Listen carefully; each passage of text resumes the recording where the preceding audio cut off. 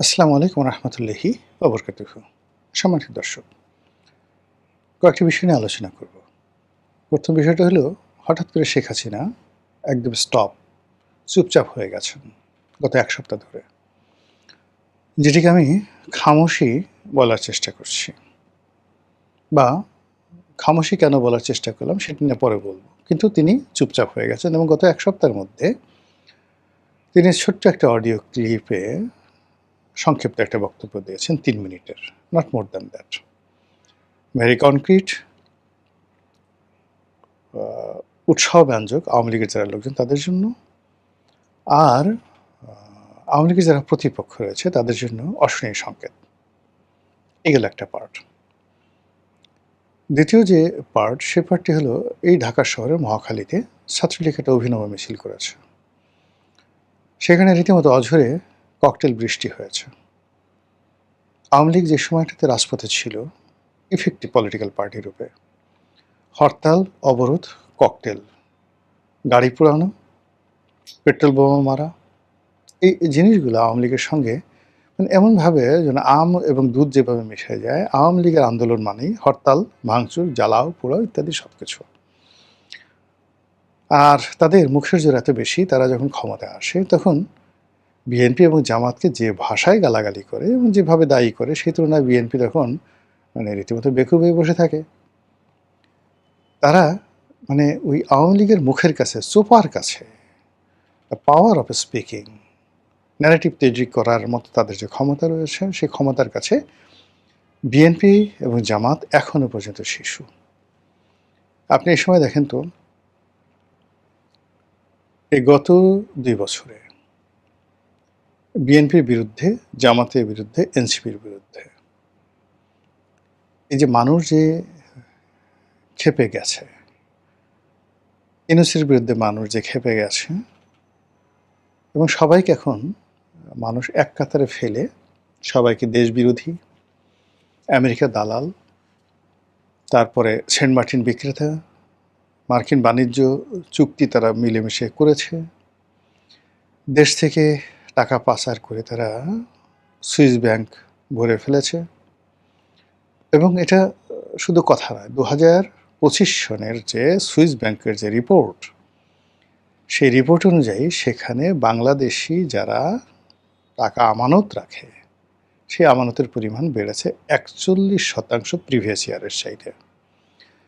তাহলে বোঝার চেষ্টা করুন যে ২০২৫ সনে যারা ক্ষমতায় ছিলেন তারা কী পরিমাণ টাকা বাংলাদেশ থেকে পাচার করে সুইস ব্যাংকে রেখেছেন, এবং সেই লোকগুলো কারা? তারা তো নিঃসন্দেহে মানে আওয়ামী লীগের লোক নয়। তো এই বিষয়গুলো ইন অ্যাডভান্স ২০২৪ সনের আগস্ট সেপ্টেম্বর গেছে, নভেম্বর মাস থেকে আওয়ামী লীগ প্রচার করে আসছে। ইউনূস সুদখোর, ইউনূস দুর্নীতিবাজ, ইউনূস ধাপ্পাবাজ, এনসিপির মানে যা যা করেছে, আজ এই সমাজে বলতে গেলে এই আওয়ামী লীগের প্রচার এবং প্রোপাগান্ডার কারণে পুরো জিনিসটি একত্র একেবারে আলু ভর্তা হয়ে গেছে। অর্থাৎ আমেরিকার দালালি করতে গিয়ে এখানে আপনি বিএনপি, জামাত এবং ইউনূস, এনসিপি তাদেরকে আলাদা করতে পারবেন না। কিন্তু তাদের মধ্যে আলাদা সত্তা হয়তো আছে, কিন্তু আওয়ামী লীগ তাদেরকে একত্র করে ফেলেছে। আর দেশপ্রেমিক বলতে যা বোঝায়, এটার সঙ্গতির কারণে আপনি যখন দেশ বিক্রি করবেন, দেশপ্রেমিক কাদের নাম আসবে? এই যে ন্যারেটিভটা তারা তৈরি করেছে ইন্টেলেকচুয়াল লেভেলে। এখন এই ইন্টেলেকচুয়াল লেভেলে দেশে এবং দেশের বাইরে তারা হিন্দুস্তান টাইমসকে ব্যবহার করেছে, আনন্দবাজারকে ব্যবহার করেছে, দ্য হিন্দুকে ব্যবহার করেছে, পাকিস্তানের ডনকে ব্যবহার করেছে, Telegraph, economics, time magazine, new York Times, Washington post, তারপর জার্মানির মানে পত্রিকা, জাপানের পত্রিকা, এরপর লামন্ডে,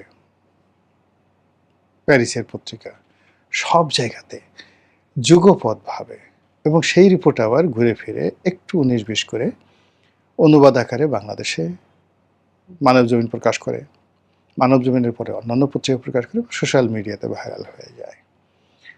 এবং সেখানে তারেক রহমান সাহেব, ইউনূস সাহেব থেকে শুরু করে যা শেখ হাসিনা বলে যাচ্ছে, জয় বলে যাচ্ছে, ওগুলোকে ম্যাটেরিয়ালাইজ করে, এই প্রচার করে আজ আওয়ামী লীগ এমন একটা পর্যায়ে চলে আসছে যে তাদের নেতাকর্মী তারা মনে করছে এই কালকে আমরাই ক্ষমতায় আসবো, আর ক্ষমতায় এসে কাকে ছ্যাঁচা দেব, কাকে গুঁতা দেব, কাকে টাইট দেব। আমাদের যে গ্রাম অঞ্চলে পান ছ্যাঁচার জন্য ছেঁচুনি বলা হয়, শৈশবে যাদের স্মৃতি আছে 70-80 দশকে দাদা দাদিরা ওই পান ছেঁচে খেত, হামান দিস্তা। তো সেই হামান দিস্তার মধ্যে ফেলে যেভাবে পান আর সুপারি একসাথে ছ্যাঁচে আওয়ামী লীগের লোকজন চিন্তা করছে তাদের যারা বাড়ি পুড়িয়েছে, ঘর পুড়িয়েছে, তাদের স্ত্রী সন্তানের সঙ্গে অমানবিক আচরণ করেছে, তাদের ব্যাংক লুট করেছে, তাদের টাকা নিয়ে গেছে, পয়সা নিয়ে গেছে, সবগুলোকে পান সুপারি জর্দা বানিয়ে হামান দিস্তাদের মধ্যে নিয়ে আচ্ছা মতো আমরা ছেঁচব। এবং এই যে তারা চিন্তা ভাবনা করছে, চিন্তা ভাবনা করার ফলে তাদের মধ্যে একটা প্রচণ্ড সাহস, এবং সেই সাহস এই রাজধানীতে এসে আশ্রয় পড়েছে। কীভাবে আশ্রয় পড়েছে? যে মহাখালীর মতো ব্যস্ততম জায়গাতে তারা রীতিমতো ককটেল বৃষ্টি করে ঝরিয়ে তারা সেখানে মিছিল করেছে। পুলিশ কি করেছে? 2 জনকে গ্রেপ্তার করতে পেরেছে, কিন্তু বাকি সবাই সেখান থেকে চলে গেছে। কিন্তু আতঙ্ক তো ছড়িয়ে পড়েছে। এখন এটা মহাখালী কেন? ওই যে মহাখালীতে আওয়ামী লীগের যারা প্রতিপক্ষ তারাই সেতু ভবন পুড়িয়েছিল, তারাই মহাখালী বক্ষব্যাধি হাসপাতালের ওই এলাকাটাতে 2-3টে অফিসে আগুন দিয়েছিল। তার মধ্যে স্বাস্থ্য অধিদপ্তর, তারপর যেটাকে বলা হয় ত্রাণ মন্ত্রণালয়ের অধীন যে একটা অফিস আছে, দুর্যোগ এবং পুনর্বাসন অধিদপ্তর, সেখানে সেতু ভবন।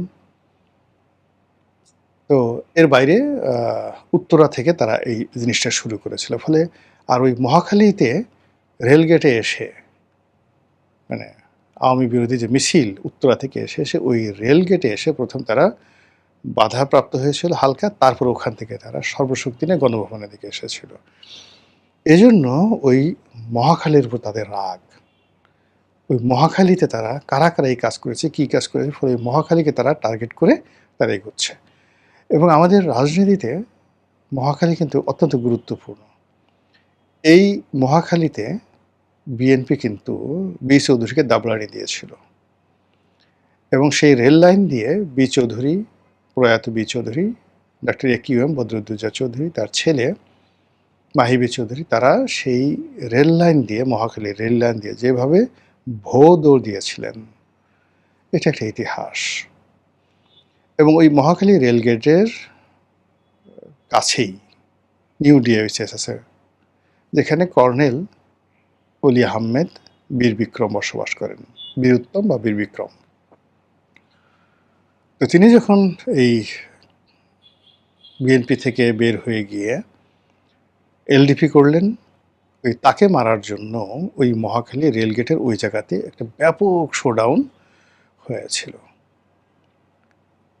বিএনপির জমানাতে নয়, এরশাদ জমানাতে ওই মহাখালীর ওই এলাকাটাই মূলত ছাত্রদলের যারা তখন ঢাকা শহর নিয়ন্ত্রণ করতেন, সেই নিরু, সানাউল হক নিরু, সেই সানাউল হক নিরু তাদের যত আড্ডা, যত কর্মকাণ্ড ওই মহাখালীকে কেন্দ্র করে।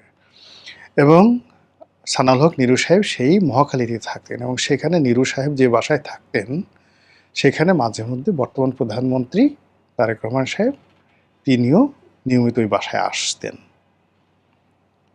এবং ওই বাসায়, নিরুর বাসায় থেকে কি করতেন বা করতেন সেটা প্রধানমন্ত্রী বা নিরু ভাই দুজনে ভালো বলতে পারবেন। তো ওই হলো মহাখালীর ইতিহাস। ওখানে রাজনীতির অনেক কিছু টার্নিং পয়েন্ট হয়েছে, ওই মহাখালীর ওই জায়গাতে অনেক কিছু হয়েছে। কাজে সেই মহাখালীকে আওয়ামী লীগ টার্গেট করে সেখানে প্রথম ককটেল বৃষ্টি করলো। এটা গুলিস্তানে তারা করতে পারতো, তারা গুলিস্তানে করেনি, মহাখালীতে করেছে। তো বুঝুন যে তারা একটা ডিজাইন করে, ম্যাটিকুলাস ডিজাইন করে এই কাজগুলো করছে। থার্ডলি, হাসনাত আবদুল্লাহ এখন সংসদ সদস্য, এনসিপি নেতা, তিনি সাদিক কায়েমকে নিয়ে ইংল্যান্ডে গেলেন।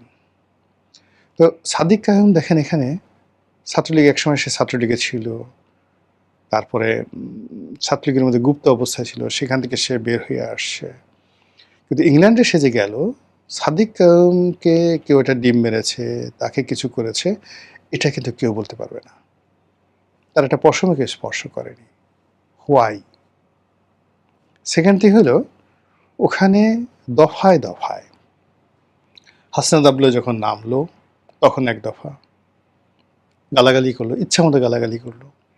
আপনি যতই বীরত্ব দেখান না কেন, রাজনীতি আমরা যারা করি, আমাদেরকে উদ্দেশ্য করে কোনো একটা চোখে মুখে সামনে দাঁড়িয়ে কেউ গালাগালি করে, ওটা ঘুমানো যায় না, ভালো লাগে না।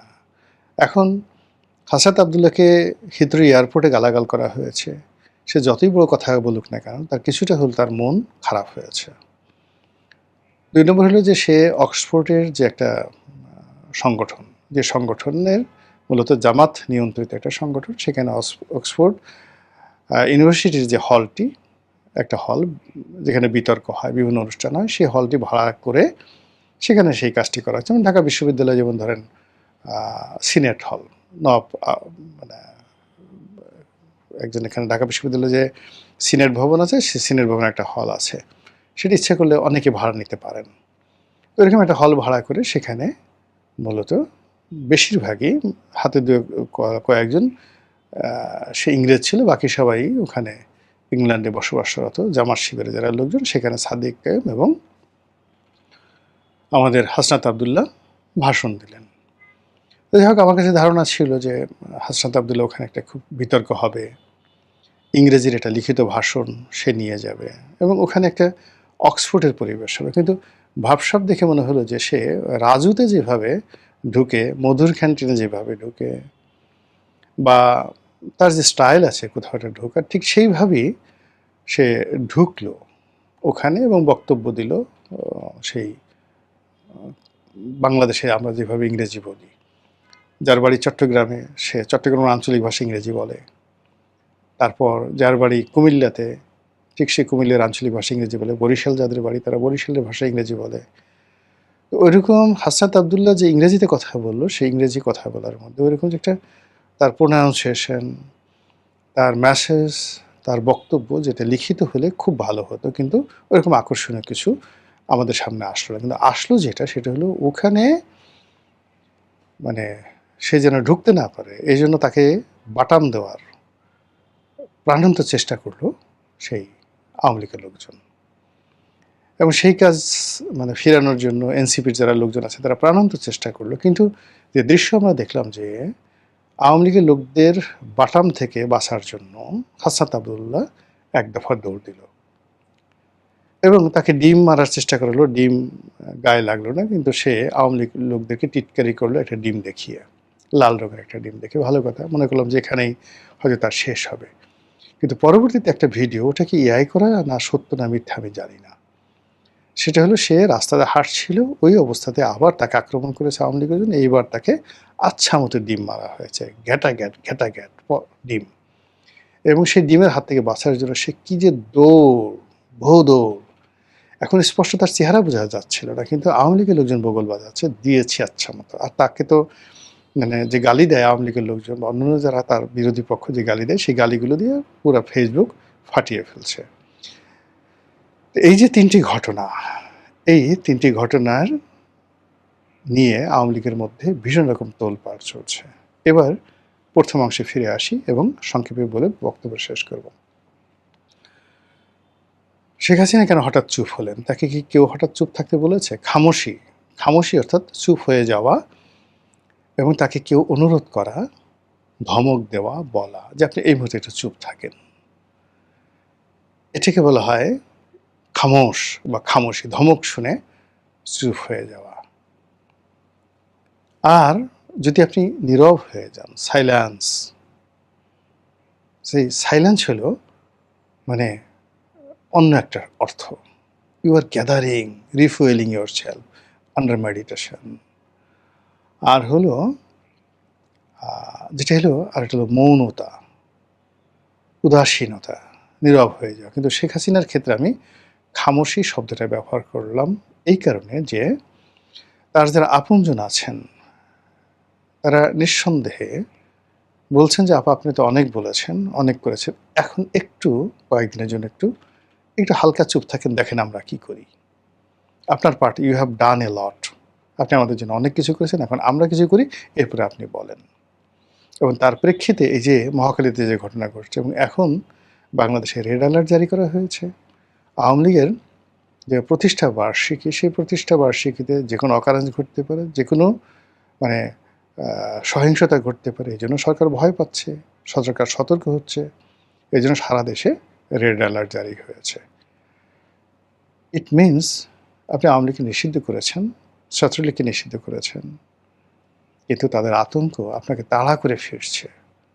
ভূতের চাইতেও বেশি ভয় পাচ্ছেন, সাপের চেয়ে বেশি ভয় পাচ্ছেন, রাক্ষসের চেয়ে বেশি ভয় পাচ্ছেন, খোক্কসের চেয়ে বেশি ভয় পাচ্ছেন। আর এই যে আপনার যে ভয় বা আমাদের যে ভয়, এই ভয়ই আওয়ামী লীগের মধ্যে খুশির নাচন তৈরি করে ফেলেছে। মহান আল্লাহ আমাদের সবাইকে হেদায়েত দান করুন, হেফাজত করুন। আসসালামু আলাইকুম ওয়া রাহমাতুল্লাহি ওয়া বারাকাতুহু।